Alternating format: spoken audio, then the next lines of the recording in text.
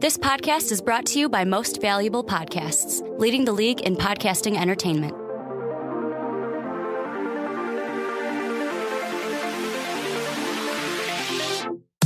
Welcome in, my friends, to another episode of Behind the Pen. My name is Mike Rankin, and I'll be your host for today's show, and I am accompanied by Mr. Sean Anderson. Hello. Of the Primetime Podcast. Just kidding. I always do that. I thought you were actually being serious. It was a Fast Break Podcast. Nice job. Along with Dave Oster and Ricky Woodmer. Ricky's not here because I don't want him here. Yeah, no. He's here enough. He's annoying.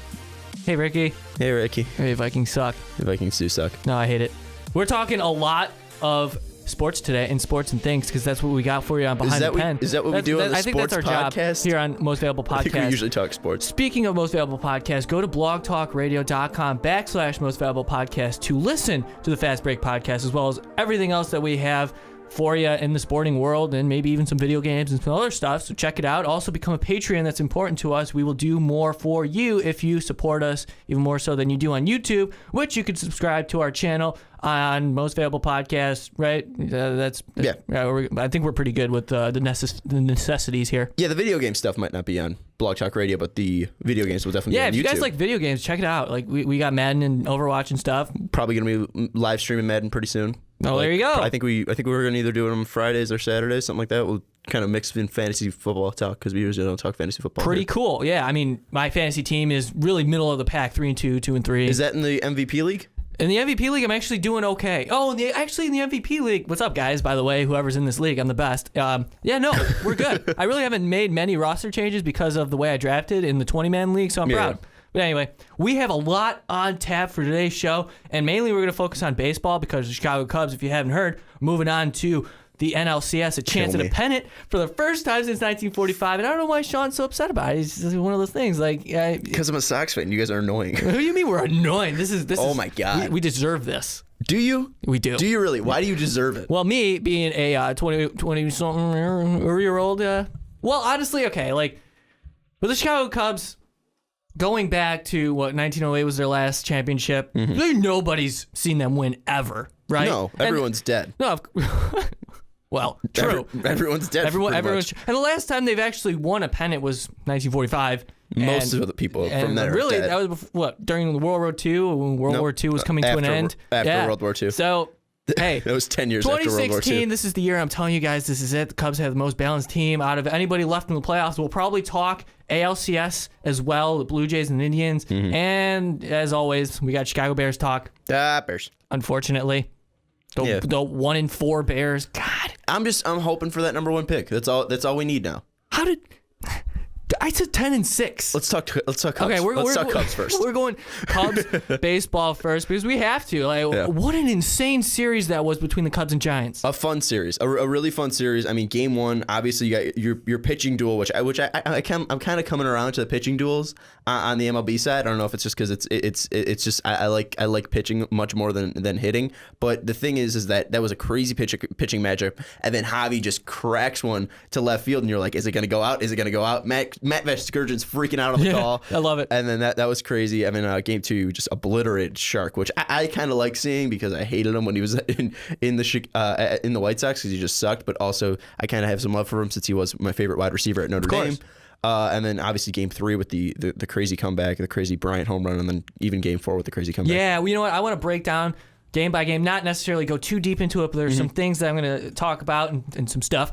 In game one, what an awesome way to kick off the postseason for the Cubs. It's one of those things where you have John Lester, your guy, who's arguably been their best pitcher all season. He is their best pitcher all season. You compare the numbers. This is a career year for this man. Gets into the postseason, lives up to expectations, and really pitches lights out. He was dancing in and out of trouble throughout game one, and he was able to locate. Man, he was on that day. But also, his counterpart, Johnny Cueto, Cubs couldn't do anything with him. Cueto arguably pitched a better game. Yeah, he just made that one mistake. Cubs managed only 3 hits in game one, and obviously the one run came on Javi Baez's home run that, well, first of all, looked like it was a no-doubter, right? But the wind was blowing in, it was a colder night, and it just managed to get out into that basket. And there was elation on the north side because it's like, yes, I'll tell you what, if they didn't get that win in game one, it would be over possibly. I don't know if it would be over, but it's a completely different series. Absolutely. Completely different series because then, obviously Samar just going to fuck up game two because he's just a bad pitcher. Right. I mean, I also called that Travis Wood home run. Did you? I called it on Twitter. I said $20 next at bat, Wood hits a homer. And that leads into the next conversation within the Chicago Cubs. It's their starting pitchers and their relievers who were driving in runs for the Cubs throughout this series, and at least in the first 3 games. Yeah, I mean, Hendricks, obviously, Arrieta with the homer, and Wood with the homer, too. Huge. And then in game 2, it was pretty much controlled by the Cubs throughout, and that was a really well-played game by them. I mean, they took advantage of the Kyle Hendricks bloop, 2-run single. So, take what you can get when you have these things happening. But in game 3...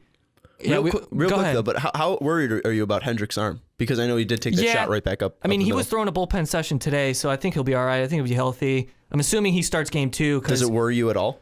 No. I mean, it was probably just a bruise to the forearm. Just give it. They have enough time to rest. I mean, game 2 isn't until Sunday, so Hendricks will probably be there at home in that game, and he pitched well at home, so I feel good going Lester, Hendricks in 1 and 2. And the potential matchup before we get into the rest of the series, looking ahead to either the Nationals or the Dodgers. We're recording this before game 5 of that series. It really doesn't matter to me. I mean, Scherzer's going tonight. I'm picking the Nationals, so if the Nationals win, it would be Tanner Roark, Gio Gonzalez, Joe Ross before we even have to face Scherzer, or the Cubs have to face Scherzer, unless Scherzer goes in game 3, whatever. But it's a good thing because the Cubs got the series done in 4, and honestly, I picked the Cubs in 4 against the Giants, and I was giving them the Bumgarner game, but in game 3, Sean, they had it.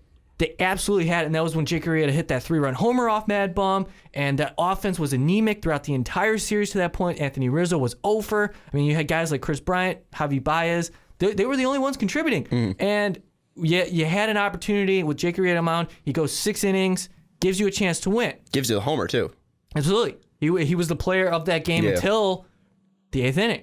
And I wanted to bring this point up, too, because, and I feel like, they lost game 4, and there was kind of some dread, especially in game 4 when they were losing. Did I say they lost game 4? I meant they lost game 3. Game 3, yeah. Whatever. They lost game 3, but it was the way they lost game 3 that made you feel like, because going in, it's like, okay, you give Bumgarner a game, and that's fine. But the way they lost it, it's just like, oh, that's draining, you know? I mean, if the Giants did end up winning the series, I think Connor Gillespie becomes the most hated man in Chicago because, one, he didn't do shit when he was on the White Sox. Yeah, one good and he season. comes and knocks out the Cubs. I mean, that was ridiculous. I mean, Gillespie versus Chapman, you're going to take Chapman 99% of the time, even though Gillespie did have that huge homer in the wild card game. I mean, still, Chapman's one of the best closers in the MLB, and Connor Gillespie is known as a very journeyman third baseman, and he just cracks one to right field for the triple. Yeah, I mean, Connor Gillespie, God bless his soul, he had a huge go-ahead home run in the wild card game, and then he comes up big against the Cubs a few times. And it's just weird. Postseason's weird. And really, the Giants were composed of a bunch of guys like that, like Kelby Tomlinson and Panic and all these other guys. But like, it's one of those things. Like, I was looking at game 4 though, and I'm sorry, game 3 still, when Arrieta had the 3-run homer and they were clinging to a 3-2 lead, and then you enter the 8th inning. And I don't like to question Joe Madden because 98% of the time, Joe Madden's going to get it right. But I felt like he got it wrong in that 8th inning when he started Travis Wood, right? And like, the theory was okay. Like, you understand it. Travis Wood in the 8th inning, you're up by 1, you face a lefty, take him out, bring in Rondon to face the next 2 guys. But obviously, it's easy for me to say, like, I criticize him because it didn't work out, but it puzzled me because he went to Chapman in an unconventional situation where you had to get 6 outs. But so if you're going to Chapman, and this leads to the question, if a part of the lineup, say the heart of the order, is coming up in the 8th, is that more of an important inning than the bottom of the 9th?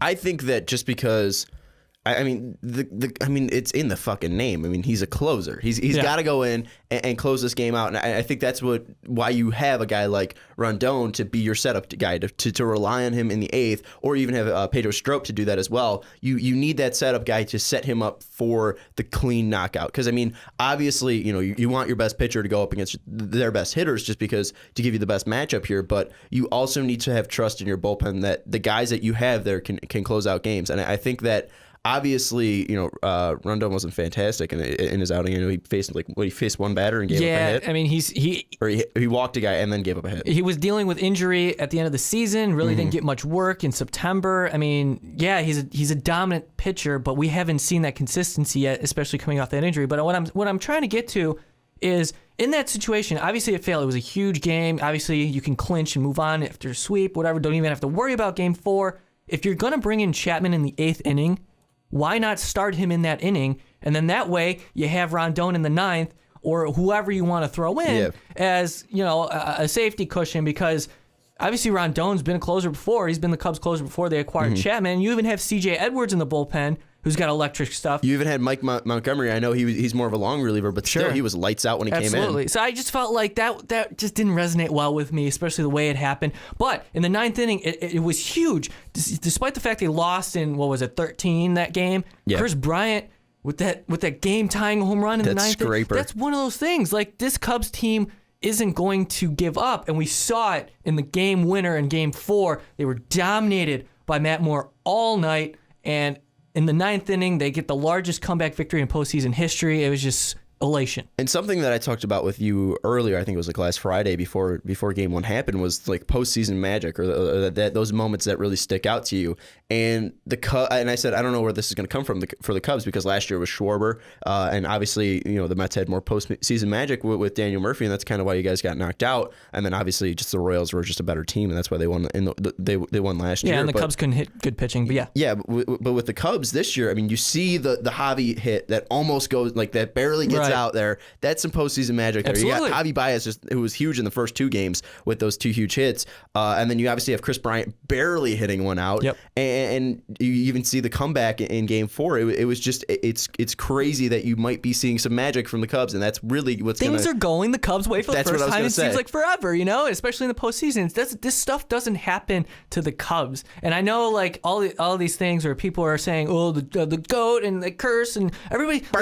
Stop. The fan base is all about waiting. Stop for the Cubs to fail, but this is a different team now. I don't think guys like Anthony Rizzo, Chris Bryant, John Lester, they're wearing this Cubs uniform without even thinking about the history of the game. They're just going out to win. And I think that's a different, it also is a credit to Joe Madden for instilling this philosophy to be able to just get that out of mind. I think even having Theo there too. I mean, Theo broke the Red Sox curse. That's the thing. I mean, you have Theo Epstein all day. You have that magic there. You have a guy who said, "Hey, I've done it before. There's no curse. I mean, you could break the curse."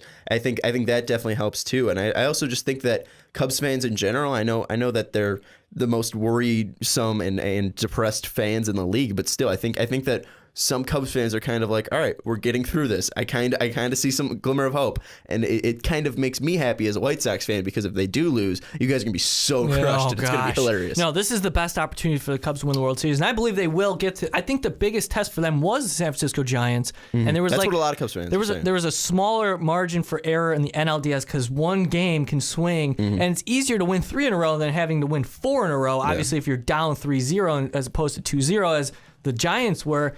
And I'm telling you, after Game 4, during Game 4, in the 8th inning, after Matt Moore just mowed down the lineup yet again, because his offense was anemic.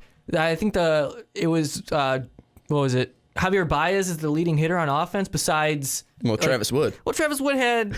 he had 1 at bat and a home run. Hey, dude, he's slugging like crazy. And so was Kyle Hendricks. And, I mean... Wilson Contreras in 6 at-bats is killing it. But Javi's been huge. But as consistent offensive players, it's Javi Baez, Chris Bryant, and then it falls off the table. They're going to need offensive production going into the NLCS, especially if they have to face a lineup like the Dodgers or the Nationals, because that lineup right there, the heart of that order, they're all consistently tough. Yeah, and one thing that the Cubs don't have to worry about as much is that none of these teams have a good pitching staff as the Mets did last year. Right. You're still going to have to worry about, obviously, Scherzer. Kershaw's been okay. I mean, he's been up and down in the playoffs. Yeah, but after that, it's Kershaw. like, I mean, Rich Hill wasn't good in his start.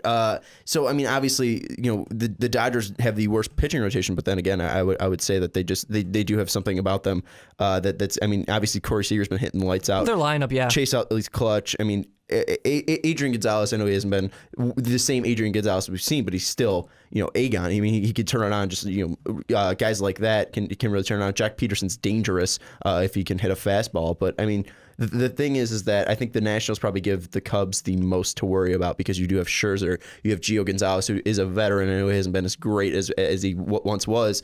Tanner Roark wasn't great in his first start, but then again, he might come around at some point. So I think the Nationals, especially with Daniel Murphy, that's a guy you got to worry about. Jason Worth's a guy you got to worry about. Some guy named Bryce Harper, don't know if you've heard of him, former MVP who hasn't really shown that. I mean, there's a lot to worry about, I think, with the Nationals. Yeah, and I look at the lineups. I look at both lineups. There's concern on both sides, I guess, if I had to look at it, but I still feel confident the Cubs can take them on, especially comparing the two rotations as we just went through. But yeah, for the Dodgers, they're left-handed heavy. You got Aegon, you got Peterson, Utley, Seager. All these guys fill that lineup left. That could pose a problem to three right-handed starters against the Cubs. And over on the other side, in the Nationals, you look at the heart of their order, these guys are coming through. Trey Turner, nice young player stepping up this postseason. Bryce Harper's Bryce Harper, despite the fact he's hitting under 200 this postseason. Ryan Zimmerman coming through. Rendon's Daniel Murphy. good. Anthony Rendon. And, they're solid defensively. And it's one of those things like, all right, Cubs got to be able to maintain this offensive production. I hope they woke up in Game 4. I hope they can put together solid at-bats because Addison Russell's struggling. Anthony Rizzo got on base 3 times in Game 4, which is big. They need Anthony Rizzo. Well, obviously they need Rizzo, but one thing with Russell, I mean, Russell wasn't a high-hitting average shortstop. Right, but he did drive in over 95 runs. That was the thing, is that he comes in kind of clutch. So I think Russell's the least to worry about because I feel like if he comes up in, top 9. Well, they have Javier Baez, guys. Yeah, but if you need Addison to step up, I think Addison will step up when he most needs it. Interestingly, Rizzo though, I mean, if he's the NL MVP or is kind of in the discussion for it, he's got to start showing it. Yeah, if he's not 1, then he's going to be 2 to Chris Bryant because I mean, let's be honest, it's between those two in the NL right now. But you mentioned Addison Russell, and this I bashed on Joe Madden, and we're going to wrap up this Cubs conversation here because we're kind of rattling off, but it's easy with Joe Madden. He totally redeemed himself from Game 3 in his managerial decisions going into Game 4 because Game 4 was just perfectly executed, especially in the final inning. You had Matt Moore out of the game in the 9th, and you had an opportunity with Coughlin, right, in a run-scoring position, or I'm sorry, with Addison Russell with runners in scoring position, with second and third, 2-run game, and they pinch hit him for Coughlin to play the hand, to get Sergio Romo out of the game, to play the hand of Javier Lopez for the Giants. It was Bochy, doing matchup thing. He takes Coughlin out of the game, knowing Bochy would get to the lefty, brings in Wilson Contreras, hits the clutch base hit up the middle, ties the game, and then from then on, I mean, yeah, we had Jason Hayward bunt back to the pitcher. My gosh, this guy always hits into double plays, and Brandon Crawford makes that error. He gets to second base. Javier Baez is clutch. 6-5, Cubs win. That was unreal, the way that 9th inning played out. And Chapman comes in the bottom half after struggling in the previous game and just shuts the door. And that's what it is. And the Chicago Cubs right now have the momentum, and they feel really good about moving on into this postseason. So as we wrap up this conversation, whoever it is, do you think the Cubs get out of the NLCS? If it's the Dodgers, yes. If it's the Nationals, no. I think you. Well, I don't think you'll be able to get the curse of Dusty Baker off your back. I think Dusty Baker curse. Well, I think Dusty Baker will knock you out of the playoffs, and I think that Daniel Murphy's just gonna be. He's gonna be the same guy that we saw last year. Daniel Murphy's killing it in different ways. Obviously, he's not gonna be hitting 6 home runs and however many games he hit, but he still is knocking the shit out of the ball. And obviously, you have to deal with a guy like Bryce Harper. You have to deal with Scherzer. I think that the lineup will. Because the Giants didn't have those heavy hitters, right? The Nationals do, and that's the thing that's going to worry there is that I don't think Rizzo's going to step up, and I think that the middle of the lineup for the Nationals would step up. So if it's the Dodgers, you guys are going on to the World Series. If it's not, I say that you guys are losing the NLCS. Check out my NLCS previews. I talked about a lot of different things in terms of the matchup with the team that is facing the Cubs, and I'm going to go with the Cubs in 5, regardless of who's in it, whether it's the Nationals or Dodgers. Regardless. Because I think the Cubs match up well against both teams, and I feel like this is their year. So that's that.